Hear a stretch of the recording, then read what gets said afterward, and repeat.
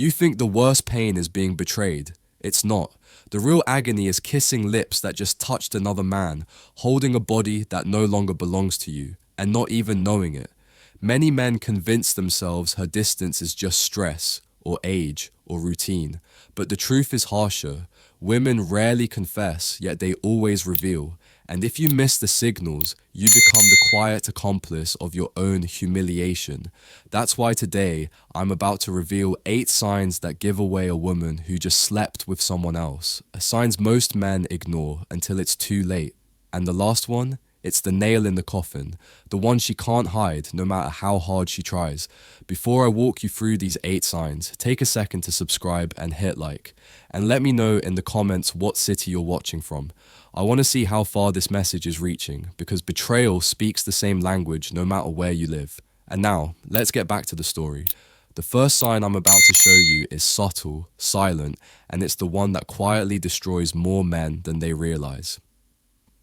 Number 1. The cold silence of her body. There's a kind of silence that doesn't come from words. It comes from the body. And when you've been with a woman long enough, you know that silence. You know when her touch has weight, when her kiss has warmth, when her body is reaching for you without you asking. And you also know when that current goes dead. This is one of the hardest signs to face because it doesn't scream at you. It whispers. You lean in to kiss her, and she turns her face slightly. You touch her shoulder in bed and she stiffens instead of melting. She says she's tired, but her body isn't heavy with exhaustion. It's heavy with indifference. That difference matters because tiredness recovers with sleep. Indifference doesn't. Here's the truth most men don't want to admit. When a woman has been fulfilled by someone else, she doesn't come back to you hungry. She comes back satisfied, and satisfaction leaves no space for you. Imagine trying to light a fire that's already burned itself out. No matter how many matches you strike, the wood stays cold. That's what it feels like when her body has already given itself elsewhere. The mistake men make here is denial. You tell yourself it's just stress, or it's age, or this is just what happens in long relationships. No, attraction doesn't die of old age. It dies when it moves to another source.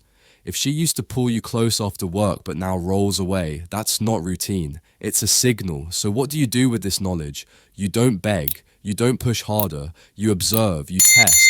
Instead of chasing, pull back.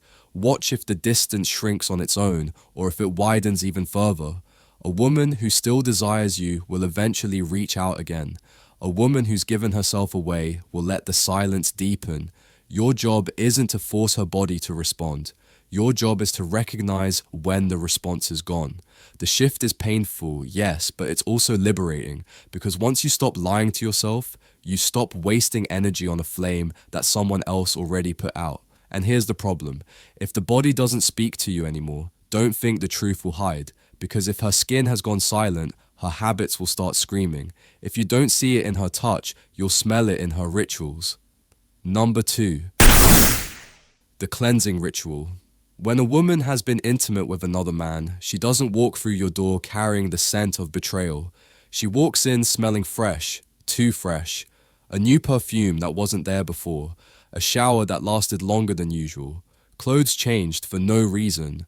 Underwear swapped in a way that doesn't match the rest of the day. On the surface, it looks like self-care. In reality, it's a cover-up.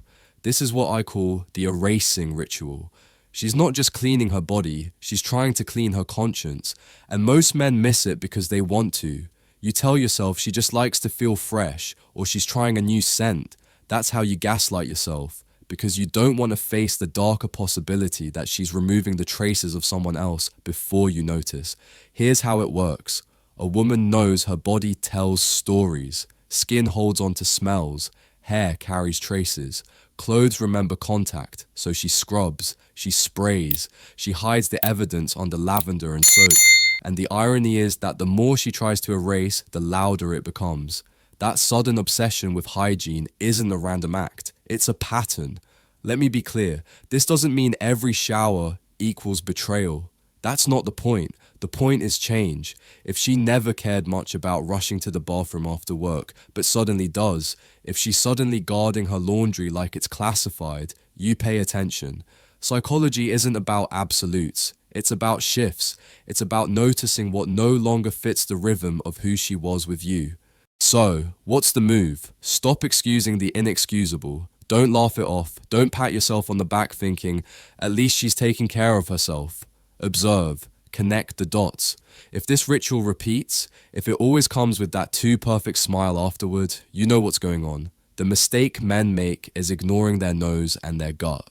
You smell the perfume, but you call it fragrance instead of deception. You notice the over-cleanliness, but you label it personal growth.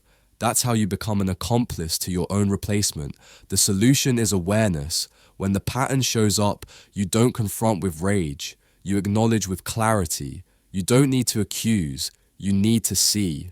Because once you see it, you can't unsee it. And that clarity changes how you show up. But here's the thing. Hygiene is just the surface. Underneath, the game goes deeper, because when her body is clean, she still has to deal with her emotions, and guilt has a way of spilling out sideways. Number 3. The blame game. Unjustified irritation.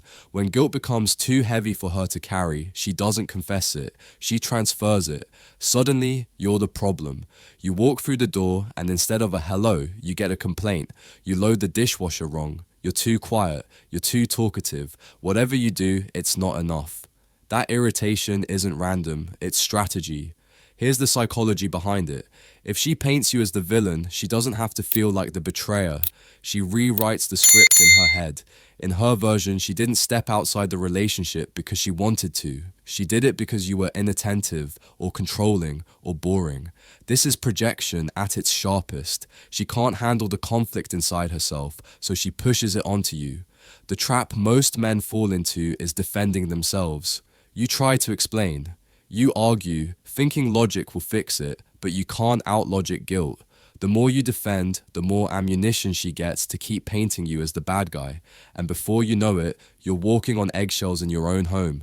Here's the shift. Stop playing defense. You don't need to win the argument. You need to win your dignity. Next time she snaps at you over something ridiculous, don't rise to the bait. Don't beg. Don't debate. Look her in the eye and say calmly, you don't need to fight to justify what you've already decided. Then step back. Not out of weakness, but out of strength. You're showing that you see the tactic and you won't dance to it. That one move flips the dynamic. Because when you don't play the role she wrote for you, her script collapses. Now the weight of her guilt sits where it belongs, with her. And you just claimed back your emotional ground. Men often ask me, but isn't staying silent weak? Number. Weakness is letting someone bait you into chaos. Strength is control. You're not ignoring the issue, you're refusing to be manipulated by it. That's what separates a man being drained from a man standing tall. But remember this, projection is powerful, but it isn't the final mask. There's another battlefield where the truth shows up without her even speaking, a place no excuse can cover, and it's in her body itself. Number 4.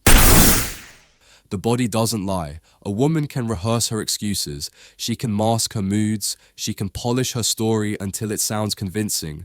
But there's one place she can't control, her body. And this is where most men betray themselves. Not because they can't see, but because they refuse to look. You know her. You know her rhythms, her warmth, her reactions. That's why when something changes, you feel it, even if you don't want to admit it. Maybe she feels unusually tense or unusually relaxed. Maybe her responsiveness has shifted, either exaggerated or strangely absent. Sometimes it's subtle, sometimes it's glaring, but it's never random. Here's the cruel part. You don't need to be a doctor to notice. You need to be honest. Men often explain it away. Maybe it's hormones, maybe she's stressed. And yes, those things can happen, but when the shift is sudden, when it doesn't fit the usual pattern, you owe it to yourself to pay attention. Because ignoring what your senses already picked up is the fastest way to humiliate yourself. The mistake is thinking that by pretending everything's fine, you're saving the relationship. You're not. You're just postponing the collapse. A body that has been with another man carries an imprint. Not always visible, but always felt. And when you sense it, but you force yourself to stay quiet, you're lying to yourself more than she's lying to you. So, what do? First, stop running from your intuition. If something feels off, don't shove it down. Let yourself register it. Second, stop overcompensating. Men often respond by trying harder, more affection, more patience, more effort in bed, as if more giving will fix what's already been taken. It won't. You don't win desire back by throwing effort at it. You win by recognizing when it's gone. Here's a practical step. Instead of chasing her body, step into clarity. If intimacy feels wrong, scale back and observe. Don't accuse, don't interrogate, just notice how consistent the change is. That awareness is your shield. It prevents you from investing more into someone who's already detached. And the deeper truth? If you ignore your senses, you're not being strong. You're being scared. Strength isn't denial. Strength is facing what you already know, even when it burns. But guilt doesn't always show up as coldness. Sometimes, to cover the cracks, she goes in the opposite direction. She turns warm, affectionate, even tender in a way that feels almost too good to be true. And that's exactly what it is. Number 5. Excessive affection. The theater of guilt. Not every betrayal looks cold. Sometimes it walks through the door wrapped in kisses, hugs, and a sudden wave of sweetness. And if you're not paying attention, you'll mistake guilt for love. This is one of the cruelest tricks because it plays directly on your hope. You felt her slipping away. You've sensed the silence, and suddenly she's holding your hand again, kissing you on the cheek, whispering, "I love you," with watery eyes, and your heart wants to believe it's real. You think, she's coming back to me, but she isn't. She's trying to come back to herself. That affection isn't for you, it's for her conscience. Here's the psychology. After crossing the line, many women don't pull away. They pull closer, not because they've rediscovered their desire, but because they need to silence the guilt. Touching you, cooking for you, saying nice words, it's all part of the act. The act isn't to keep you happy, it's to keep her from drowning in self-disgust.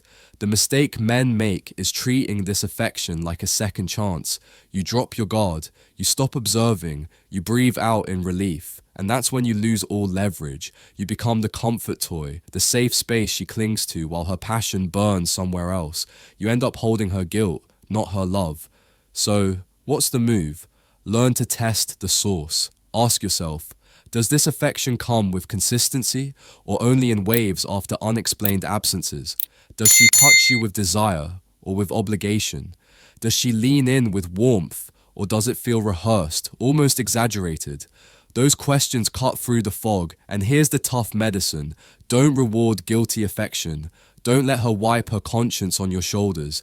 You don't need hugs that are born from betrayal. What you need is honesty, even if it's cold. And sometimes the strongest thing you can say is this: I'd rather have your silence than your guilty embrace. That statement isn't for her. It's for you. It's your way of reclaiming self-respect in the face of false tenderness. Because here's the truth. Love doesn't need theater. Real connection doesn't show up only after guilt. If her affection feels like an apology instead of desire, you already know the difference. And once you know, you can never go back to pretending. But if you keep accepting her guilty embrace, the next stage is worse because she won't just touch you without desire. She'll stay with you physically while her mind drifts miles away. Number 6. Emotional absence in intimacy. There's a difference between a body beside you and a soul with you. And once you've felt that difference, it's impossible to unfeel it. This is the stage where betrayal cuts the deepest. Not because of what she does, but because of what she withholds. She gives you her body, but she no longer gives you herself. Picture this. You're in bed. Everything looks normal. She touches you. She moves. She even moans. On the surface, it's all there, but something is missing. Her eyes are empty. Her energy doesn't sync with yours. You can feel that she's somewhere else, replaying a memory that doesn't involve you. That's not intimacy. That's theater. And here's the brutal truth. A woman who's emotionally absent during intimacy is already gone. You're not making love. You're playing a role in her cover-up. And men who ignore this always tell themselves the same comforting lie. She's just tired, or it's stress. But deep down, you know the difference. Tiredness still allows presence. Stress still allows connection. This absence, it's a void. The mistake most men make is pushing harder. You think, if I try more, she'll come back. So you give more affection, more patience, more effort, hoping to win her over. But the more you push, the further she drifts. Because her fire isn't missing, it's burning somewhere else. And every extra ounce of effort you give just teaches her one thing. She doesn't need to give anything back. So what's the solution? Stop chasing ghosts. Respect yourself enough to notice when her soul isn't with you. Pull back. Say less. And most importantly, don't confuse physical participation with emotional presence. When her spirit has left, your job isn't to drag it back. It's to decide whether you'll keep lying in a bed that feels colder by the night. Here's a simple step. Next time you sense that absence, don't cover it with more effort. Pause. Look at her. And in your mind, tell yourself the truth. I'm not here to beg for connection. I'm here to recognize reality. That shift in mindset alone changes everything. It stops you from being the man who tries to revive a bond that's already been buried. Because being next to a woman who isn't truly with you isn't love, it's humiliation. And if you let that humiliation settle, the next sign will expose it in plain daylight. She won't just leave you emotionally absent in bed. She'll start leaving you physically absent in time. Number 7. The late returns, empty excuses. When love is real, time bends to make room for it. A woman who still desires you will find her way back to you, even on the busiest days. But when her fire is gone, suddenly the clock turns against you. She's late again and again, and every excuse feels thinner than the one before. She tells you work ran long. Her phone died. A friend needed her. At first you want to believe it. You convince yourself these are normal things, because yes, life gets messy. But when messy turns into a pattern, when lateness becomes routine, it's not about life. It's about priority, and you're no longer at the top of the list. Here's the psychology. Lateness is more than missing time. It's a test. She's not just running late, she's measuring how much you'll tolerate. She wants to see if you'll question it, if you'll push back, or if you'll keep accepting less while hoping for more. Every time you let it slide, you train her. You teach her that your dignity is negotiable. The trap most men fall into is silence. You see the inconsistency. You feel the sting, but you swallow it. You tell yourself, if I say something, I'll sound insecure. But insecurity isn't asking for respect. Insecurity is pretending you don't notice. So, what's the move? Call it what it is. Not with yelling, not with begging, but with boundaries. The next time she drifts in late with another flimsy story, don't interrogate. Don't demand details. Simply look at her and state the truth. You weren't here, and that tells me everything I need to know. Then let the silence sit. That silence is more powerful than any argument because it places the responsibility back where it belongs, on her choices. Here's a practical step. Track the pattern, not the excuse. Don't waste time dissecting the details of each story. Instead, pay attention to frequency, to tone, to how your gut reacts every time. Patterns tell the truth, even when words don't. And here's the harsh reality. A woman who still chooses you will always come home. Maybe late once in a while, sure, but not as a habit. If she no longer returns to you, it's because she's already returning to someone else. But lateness is only half the story, because even when she tries to cover it, her own words will betray her. And when her story collapses under its own contradictions, that's when the truth finally breaks wide open. Number 8. The collapse of her story. Stories are fragile things. They can be rehearsed, polished, and repeated, but the moment pressure builds, cracks appear, and when a woman has crossed the line, her story eventually collapses under its own contradictions. You've seen it before. She comes home late, words tumbling out too fast, details changing with each retelling. One night it's a coworker who needed help. The next time it was a last-minute errand.